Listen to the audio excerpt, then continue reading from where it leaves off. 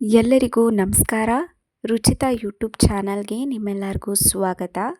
Friends, ಇವತ್ತಿನ ದಿನ ಕೆಲಸ ತುಂಬಾ ಮುಖ್ಯ. ಕೆಲಸ ಇಲ್ಲ ಅಂದರೆ ಮನೆಯವರೇ ನಮಗೆ ಬೆಲೆ ಕೊಡೋದಿಲ್ಲ. ಕೆಲಸ ಇದ್ದಲ್ಲಿ ನಮ್ಮ ಜೊತೆ ಹಣ ಕೂಡ ಇರಬೇಕು. ಹಣ ಇದ್ದಲ್ಲಿ ಬೆಲೆ ಅನ್ನೋದು ನಮಗೆಲ್ಲ ಗೊತ್ತಿರೋ ಹಾಗೆ ಹಣ ಸಂಪಾದನೆ ನಾವೆಲ್ಲರೂ ಮಾಡಲೇಬೇಕು. ಒಂದಷ್ಟು ಮಹಿಳೆಯರು ಜೊತೆಗೆ ಪುರುಷರು ಯಾರು ನಿಮಗೆ ಕೆಲಸ ಇಲ್ಲ ಅಂತ ನೀವು ಟೆನ್ಷನಲ್ಲಿದ್ದೀರಲ್ಲ, ಆ ಟೆನ್ಷನ್ ಇವತ್ತಿಂದ ಬೇಡ. ನಿಮ್ಮ ಹತ್ರ ಒಂದು ಮೊಬೈಲ್ ಇದ್ದರೆ ಸಾಕು, ನೀವು ತಿಂಗಳಿಗೆ 1 ಅಲ್ಲ 2 ಅಲ್ಲ 3 ಲಕ್ಷದ ಮೇಲೂ ಕೂಡ ನೀವು ದುಡಿಬಹುದು. ಇದಕ್ಕೆ ಟ್ಯಾಲೆಂಟ್ ಒಂದು ಬೇಕು ಅಷ್ಟೇ. ಬುದ್ಧಿವಂತಿಕೆ ಇದ್ದಲ್ಲಿ ನಾವು ಹೇಗೆ ಬೇಕಾದರೂ ದುಡ್ಡು ಮಾಡ್ಬೋದು. ಸಿಂಪಲ್ಲಾಗಿ ನಾನು ನಿಮಗೆ ಇಲ್ಲಿ ತಿಳಿಸ್ಕೊಡ್ತಾ ಇದ್ದೀನಿ, ನಾವು ಯಾವ ರೀತಿ ಮನೆಯಿಂದನೇ ಕುಳಿತುಕೊಂಡು ದುಡ್ಡನ್ನು ಮಾಡ್ಬೋದು, ನಾವು ಸಂಪಾದನೆಯನ್ನು ಮಾಡ್ಬೋದು ಅಂತ. ನಾವು ಇಲ್ಲಿ ಯಾರೋ ರೀತಿ ಕೊಳ್ಳೆ ಹೊಡಿತಾ ಇಲ್ಲ ಅಥವಾ ಮೋಸ ಕೂಡ ಮಾಡ್ತಾ ಇಲ್ಲ. ಇದನ್ನು ನಾವು ಅಫಿಲೇಟಿಂಗ್ ಮಾರ್ಕೆಟಿಂಗ್ ಅಂತ ಕರಿತೀವಿ. ಈ ಅಫಿಲೇಟಿಂಗ್ ಮಾರ್ಕೆಟಿಂಗನ್ನು ಯಾವ ರೀತಿ ಮಾಡಬೇಕು ಅನ್ನೋದನ್ನ ಬಗ್ಗೆ ನಾನಿಲ್ಲಿ ನಿಮಗೆ ತಿಳಿಸ್ಕೊಡ್ತಾ ಇರೋದು.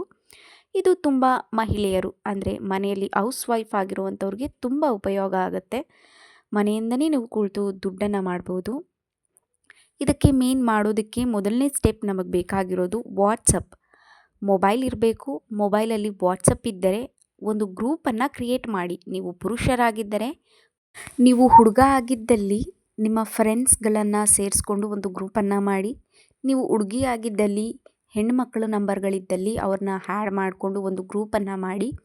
ಸೊ ಮುಂದೆ ನಾನು ತಿಳಿಸ್ಕೊಡ್ತೀನಿ ಆ ಗ್ರೂಪನ್ನು ಯಾವ ರೀತಿ ಮಾಡಬೇಕು. ಆ ಗ್ರೂಪ್ಗೆ ಒಂದು ಹೆಸರನ್ನು ಇಡಿ. ಒಂದು ಅಫಿಲೇಟಿಂಗ್ ಮಾರ್ಕೆಟಿಂಗ್ ಅಂತ ಹೇಳಿದ್ರೆ ನಾವು ಒಂದು ಏನನ್ನೋ ಸೇಲ್ ಮಾಡ್ತಾ ಇದ್ದೀವಿ ಅಂತ ಹೇಳಿ. ಸೊ ಈ ರೀತಿ ಒಂದು ಹೆಸರನ್ನು ಇಟ್ಕೊಳ್ಳಿ. ಈಗ ನಿಮ್ಮ ಹೆಸರು ಕಾರ್ತಿಕ್ ಇದ್ದಲ್ಲಿ ಕಾರ್ತಿಕ್ ಆನ್ಲೈನ್ ಶಾಪಿಂಗ್ ಅಂತ ಇಟ್ಕೋಬೋದು, ಕಾರ್ತಿಕ್ ಡ್ರೆಸ್ ಶಾಪಿಂಗ್ ಅಂತ ಇಟ್ಕೋಬೋದು. ಈ ರೀತಿ ಗ್ರೂಪ್ಗೆ ಒಂದು ನೇಮನ್ನು ಕೊಟ್ಬಿಟ್ಟು ಒಂದು ಗ್ರೂಪನ್ನು ಇಟ್ಕೊಳ್ಳಿ. ಸೊ ಗ್ರೂಪ್ ಇಟ್ಟಾದಮೇಲೆ ನೆಕ್ಸ್ಟ್ ಸ್ಟೆಪ್ ನಾವೇನು ಮಾಡಬೇಕು ಅಂತ ಹೇಳಿದ್ರೆ, ನಿಮ್ಮ ಹತ್ರ ಮೊಬೈಲ್ ಇದ್ದಲ್ಲಿ ಮೊಬೈಲನ್ನು ಓಪನ್ ಮಾಡಿ ನಾವು ಪ್ಲೇಸ್ಟೋರ್ ಮುಖಾಂತರ ಒಂದು ಆ್ಯಪನ್ನು ಇನ್ಸ್ಟಾಲ್ ಮಾಡಬೇಕಾಗತ್ತೆ. ಮೀಶೋ ಆ್ಯಪನ್ನು ಇನ್ಸ್ಟಾಲ್ ಮಾಡಿ.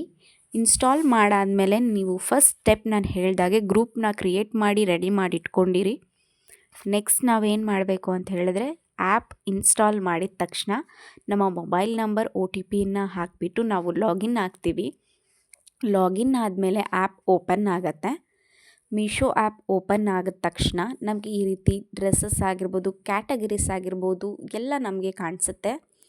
ನೀವು ಹುಡುಗ ಆಗಿದ್ದಲ್ಲಿ ಹುಡುಗ ಕ್ಯಾಟಗರಿಯನ್ನು ಚೂಸ್ ಮಾಡ್ಕೊಳ್ಳಿ, ಅಥವಾ ಹುಡುಗಿ ಆಗಿದ್ದಲ್ಲಿ ಹುಡುಗಿ ಕ್ಯಾಟಗರಿಯನ್ನು ಚೂಸ್ ಮಾಡ್ಕೊಳ್ಳಿ. ಏನನ್ನು ನಾವು ಸೇಲ್ ಮಾಡಬೇಕು ಅಂತ ಇದ್ದೀವಿ ಅನ್ನೋದನ್ನ ಫಸ್ಟ್ ಒಂದು ಐಡಿಯಾ ಇಟ್ಕೊಳ್ಳಿ.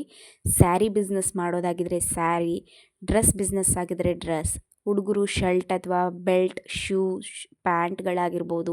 ಈ ರೀತಿ ಏನನ್ನು ನಾವು ಸೇಲ್ ಮಾಡಬೇಕು ಅಂತ ಅಂದ್ಕೊಂಡಿರ್ತೀವಿ ಅದನ್ನು ಫಸ್ಟು ನಾವು ತಲೆಯಲ್ಲಿ ಇಟ್ಕೊಂಡು ಆ ಕ್ಯಾಟಗರಿಯ ಮುಖಾಂತರ ನಾವಿಲ್ಲಿ ಸರ್ಚ್ ಮಾಡೋದಾಗಿರ್ಬೋದು, ಅಥವಾ ನಮಗೇನು ಬೇಕು, ಏನು ಸೇಲ್ ಮಾಡಬೇಕು ಅಂತ ಇದ್ದೀವಿ ಅದನ್ನು ಹುಡ್ಕೋಬೇಕು ಫಸ್ಟು. ಸೊ ಇಲ್ಲಿ ನಾನು ಸ್ಯಾರಿ ಬಿಸ್ನೆಸ್ ಬಗ್ಗೆ ಹೇಳಿಬಿಡ್ತೀನಿ. ಯಾಕಂದರೆ ನಾನು ಕೂಡ ಅದನ್ನು ಮಾಡಿ ನಾನಿವತ್ತು ದುಡ್ಡನ್ನು ದುಡಿತಾ ಇದ್ದೀನಿ ಅಥವಾ ಅರ್ನ್ ಮಾಡ್ತಾ ಇದ್ದೀನಿ. ಹಾಗಾಗಿ ಇಲ್ಲಿ ನಾವು ಒಂದು ಪ್ರಾಡಕ್ಟನ್ನು ಚೂಸ್ ಮಾಡ್ಕೋಬೇಕು. ಮೊದಲನೇದಾಗಿ ಚೂಸ್ ಮಾಡಿಬಿಟ್ಟು ಅಲ್ಲಿ ನಮಗೆ ಒಂದು ಬೈ ಅಂತ ಆಪ್ಷನ್ ಇದೆಯಲ್ವ, ಅದ್ರ ಮೇಲೆ ಕ್ಲಿಕ್ ಮಾಡಿದ್ರೆ are you selling the product ಅಂತ ಕೇಳ್ತಾ ಇದೆ. ನೋ ಅಂದರೆ ನಾವು ಸೇಲ್ ಮಾಡ್ತಾ ಇಲ್ಲ ಅಂತ, ಎಸ್ ಅಂದರೆ ನಾವು ಸೇಲ್ ಮಾಡ್ತಾ ಇದ್ದೀವಿ ಅಂತ ನಾವು ಎಸ್ಸನ್ನು ಚೂಸ್ ಮಾಡ್ಕೋಬೇಕು. ಎಸ್ಸನ್ನು ಚೂಸ್ ಮಾಡಬೇಕು. ನಾವು ಎಸ್ಸನ್ನು ಚೂಸ್ ಮಾಡಾದಮೇಲೆ ಒಂದಷ್ಟು ಆಪ್ಷನ್ ಕಾಣಿಸ್ತಾ ಇದೆಯಲ್ವ, ಫೇಸ್ಬುಕ್, ಇನ್ಸ್ಟಾಗ್ರಾಮ್ ಆಗಿರ್ಬೋದು, ವಾಟ್ಸಪ್ ಆಗಿರ್ಬೋದು. ಸೊ ಅಲ್ಲಿ ಫಸ್ಟ್ ನಾನು ವಾಟ್ಸಪ್ ಮೇಲೆ ಕ್ಲಿಕ್ ಮಾಡಿದಾಗ ಡೈರೆಕ್ಟ್ ವಾಟ್ಸಪ್ಗೆ ಹೋಗುತ್ತೆ. ನಾನಿಲ್ಲಿ RP ಕಲೆಕ್ಷನ್ ಅಫಿಲೇಟಿಂಗ್ ಮಾರ್ಕೆಟಿಂಗ್ ಅಂತ ಹೇಳಿಬಿಟ್ಟು ಒಂದು ಗ್ರೂಪನ್ನು ಕ್ರಿಯೇಟ್ ಮಾಡಿದ್ದೀನಿ. ಅಲ್ಲಿಗೆ ನಾನು ಈ ರೀತಿ ಶೇರ್ ಮಾಡ್ತೀನಿ. ಸೊ ಈ ರೀತಿ ಶೇರ್ ಮಾಡೋಕ್ಕಿಂತ ಮುಂಚೆ ನಾವೊಂದು ಎಡಿಟ್ ಮಾಡಬೇಕಾಗತ್ತೆ. ಅದನ್ನು ನಾನು ಹೇಳೋದನ್ನ ಮರೆತುಕೊಂಡೆ, ಹಾಗಾಗಿ ನಾನು ಡಿಲೀಟ್ ಮಾಡಿದೆ. ಈಗ ನಾನು ಸ್ಯಾರಿನ ಶೇರ್ ಮಾಡ್ತಾಯಿದ್ದೀನಿ, ನೋಡ್ಕೊಳ್ಳಿ. ಈಗ ಯಾವ ಸ್ಯಾರಿ ಆದರೂ ಪರವಾಗಿಲ್ಲ, ನಾವು ಶೇರ್ ಮಾಡಬೇಕು ಅಂತ ಹೇಳಿದ್ರೆ ಅದು ನಮ್ಮ ವಾಟ್ಸಪ್ಗೆ ಪ್ರತಿಯೊಂದು ಫೋಟೋನು ಶೇರ್ ಆಗಬೇಕಂದ್ರೂ ಕೂಡ ಇಲ್ಲಿ ಒಂದು ಮುಖ್ಯ ಸ್ಟೆಪ್ ಇದೆ. ಅದು ಏನಂತ ಹೇಳಿದ್ರೆ, ನಾವು ಈ ರೀತಿ ಎಸ್ ಅಂತ ಕೊಡ್ತೀವಿ, ಓಕೆ. ಶೇರ್ ದಿಸ್ ಪ್ರಾಡಕ್ಟ್ ಮಾಡಬಾರ್ದು. Share all the product photos ಅಂತ ಸೆಲೆಕ್ಟ್ ಮಾಡಿದ್ರೆ ಪ್ರತಿಯೊಂದು ಫೋಟೋ ಕೂಡ ನಮಗೆ ವಾಟ್ಸಪ್ಗೆ ನಾವು ಶೇರ್ ಮಾಡ್ಬೋದು. ಈ ರೀತಿ ಶೇರ್ ಮಾಡೋಕ್ಕಿಂತ ಮುಂಚೆ ಅಲ್ಲಿ ಎಡಿಟ್ ಅನ್ನೋ ಆಪ್ಷನ್ ಇರುತ್ತಲ್ವ ವಾಟ್ಸಪ್ಗೆ ಶೇರ್ ಮಾಡುವಾಗ ಅಲ್ಲಿ ಎಡಿಟ್ ಮೇಲೆ ಕ್ಲಿಕ್ ಮಾಡಿದ್ರೆ ನೀವು ಯಾವ ಪ್ರೈಸ್ಗೆ ಶೇರ್ ಮಾಡಬೇಕು ಅಂತ ಇದ್ದೀರಾ ಅನ್ನೋದನ್ನ ನಾವು ಟೈಪ್ ಮಾಡ್ಕೊಬಿಡೋಣ. ಈಗ ಈ ಒಂದು ಸೀರೆ ಒಂದು 400 ರೂಪಾಯಿ ಇದ್ದಲ್ಲಿ ನಾನು ಒಂದು 50 ರೂಪಾಯಿ ಲಾಭ ನನಗೆ ಬೇಕು ಅನ್ನೋದಾದರೆ, ಇಲ್ಲ ಒಂದು 100 ರೂಪಾಯಿ ಲಾಭ ನಂಗೆ ಬೇಕು ಅನ್ನೋದಾದರೆ, ನಾನು 400 ರೂಪಾಯಿ ಇರೋ ಸೀರೆನ 560 ರೂಪಾಯಿಗೆ ನಾನು ಇಲ್ಲಿ ಸೇಲ್ ಮಾಡ್ತಾಯಿದ್ದೀನಿ ಅಂತ ಅಂದ್ಕೊಳ್ಳಿ. ಆ ಒಂದು ಪ್ರೈಸನ್ನು ಟೈಪ್ ಮಾಡಿಬಿಟ್ಟು ಆ ಗ್ರೂಪ್ಗೆ ನಾವು ಶೇರ್ ಮಾಡ್ತೀವಿ. ಶೇರ್ ಮಾಡೋಕ್ಕಿಂತ ಮುಂಚೆ ನಮಗಿಲ್ಲಿ ಎಲ್ಲ ಥರ ಕ್ಯಾಟಗರಿ ಅಂದರೆ ಸೈಜ್ ಕೂಡ ಮ್ಯಾಟರ್ ಆಗುತ್ತೆ. ಮೀಶೋ ಅಲ್ಲಿ ಒಂದೊಂದು ಸೈಜ್ಗೆ ಒಂದೊಂದು ಪ್ರೈಸ್ ಇರುತ್ತೆ ಒಂದೊಂದು ಕ್ಯಾಟಗರಿಯಲ್ಲಿ.